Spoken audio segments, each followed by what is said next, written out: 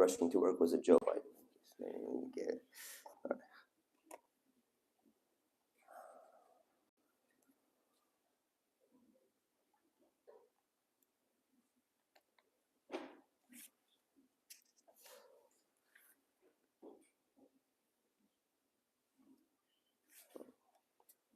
All right, Bismillah ar-Rahman ar-Rahim.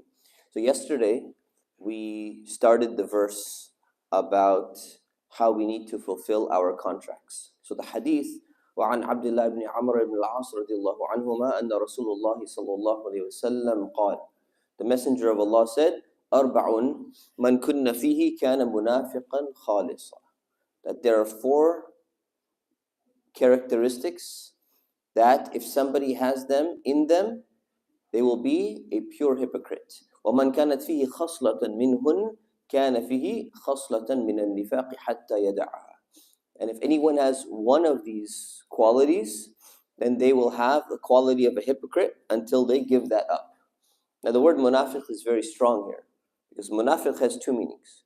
Munafiq has a linguistic meaning, which means somebody who's hypocritical. Someone who behaves in one way, but then, they say one thing and they do something different. It's munafiq. But then there's the idea of munafiq were a group of people in Medina who were pretending to be Muslim.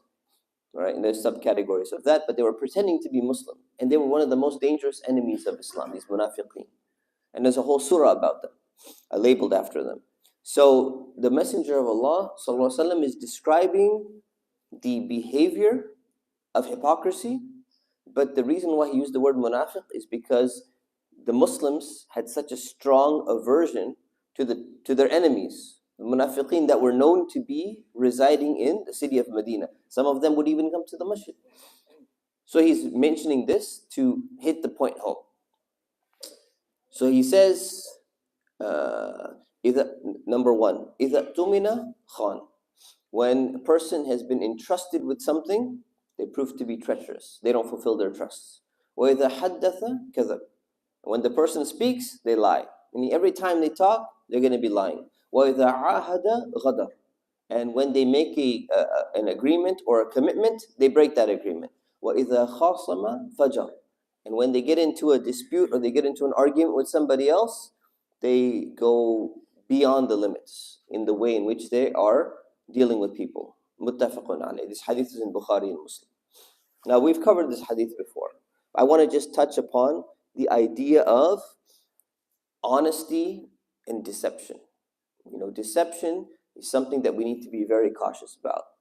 And the reason why we need to be cautious is because sometimes you can trick yourself into saying, you know what, I'm justified in lying about this thing, or I'm justified in deceiving this other person.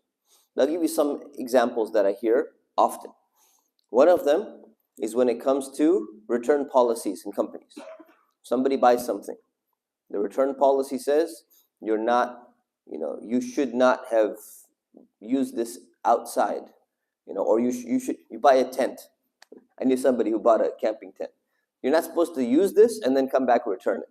Somebody went camping for the weekend. Sleeping bag, camp, raining, dirty, everything.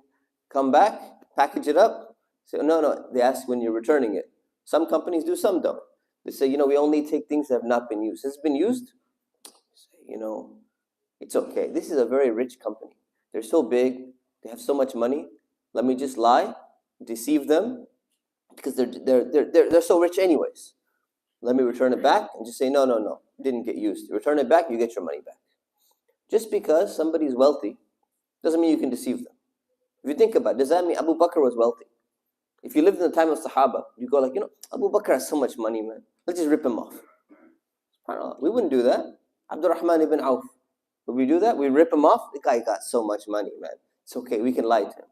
So this idea, it's a very common idea. It's built on liberal, Marxist philosophy that the wealthy are exploiting the poor, which happens, but it doesn't mean that you automatically can exploit the rich back because somehow it justifies it because of structural power. Second common thing I hear is when it comes to taxes. People say, you know what, when it comes to taxes, you don't have to, you can cheat in your taxes as much as you want. Okay, now this is not a black or white issue, but the general principle is that you say, the argument is, and I understand the argument. You say, well, it goes for defense, and a lot of that money goes for building weapons, and it goes for bombing people, and it goes for killing people, and yet that is true. There's no doubt about that. But there's also an element that goes to building roads, and building libraries, and doing all of these other things that everybody else benefits from. So this is what I tell people. I said, if you're genuine in trying to make sure that your tax money is not going to kill innocent people, especially our brothers and sisters, going to kill any innocent people at all, then the tax benefit that you get by not reporting and by cheating on your taxes and all of that, if you take that amount of money, you donate it to the Palestinian people, or to the people of Syria, or to the people of Yemen, or to any of these countries. If you donated that money back, then it would tell you that your intention was genuine. That the real reason why you were doing it is because you were doing it for those people. But if you take that extra money that you did and you spend on yourself, you buy yourself a nice car and you go on a vacation, you say, no, I was doing it because I didn't want the people to die. But then you kept the money for yourself, you have to question your niyyah. You really have to question your intention. So Allah subhanahu wa ta'ala knows what's in the heart. And the third example is when it comes to insurance companies. People say insurance companies, they're so big, they're so rich, it's questionable whether their practices are halal or haram anyways. So you know what? Something happens, get into you bump a car, it's your fault, you hit a wall or something like that, and then all of a sudden, what do? You report it as, no, it was hit and run. And these insurance companies, they have so much money anyway. It's not a big deal. We can just go ahead and lie, and everybody else lies. Everyone's doing it, why shouldn't I do it? So the Prophet ﷺ is just explaining to us this idea of deception, this idea of lying, this idea of cheating other people.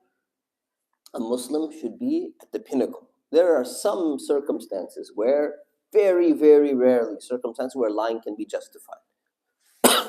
Outside of that, we should be people of honesty. We should be people who, when we make a contract, we fulfill that contract. When we give somebody our word, we fulfill that word. We ask Allah subhanahu wa ta'ala to help us, to make us among the people who are honorable and honest. Ameen. Wa sallallahu ala sayyidina Muhammad wa ala alihi wa sahbihi wa sallam. Assalamu alaikum.